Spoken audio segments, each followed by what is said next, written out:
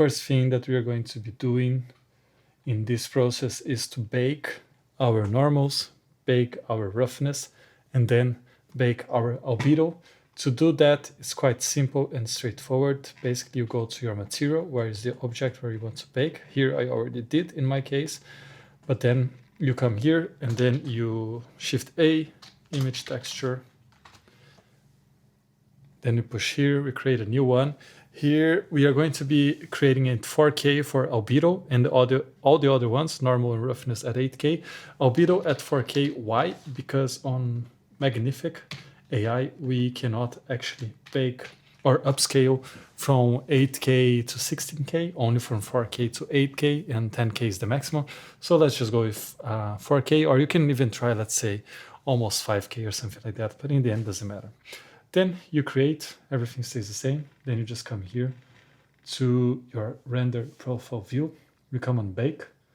We select here the diffuse, and then above surface, yes, we remove direct, indirect. That is going to be selected. We maintain color, image texture, clear image. All the rest can stay the same, and we just click bake. So after that, we push the image to Magnific AI. We bring here our 4K texture, diffuse, scale factor by 2, optimize for, then let's put nature and landscaped.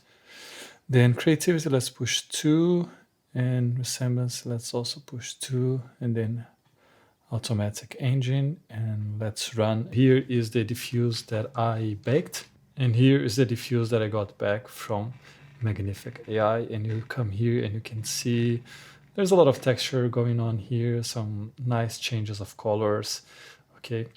And basically why we want to do that to our albedo, because the normal map and the roughness snap will help us to maintain more or less the texture that we already created for our scene.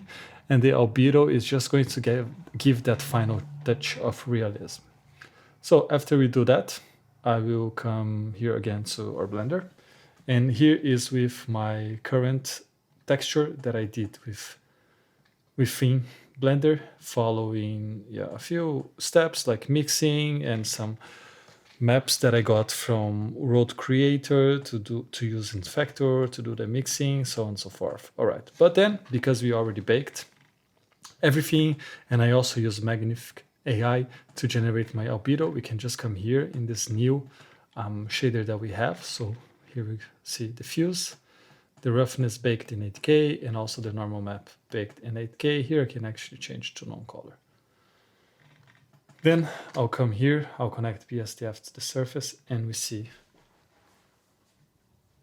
how it actually looks with the new texture. And let me actually show you the final image, because I already did the render for us, so we don't waste too much time.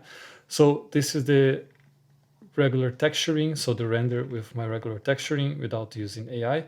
It looks good.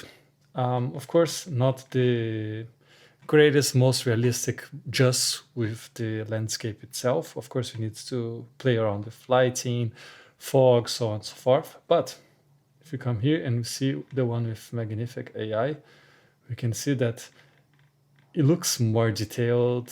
We have some nicer texture in the rocks. Of course, not always we'll get the result that we want.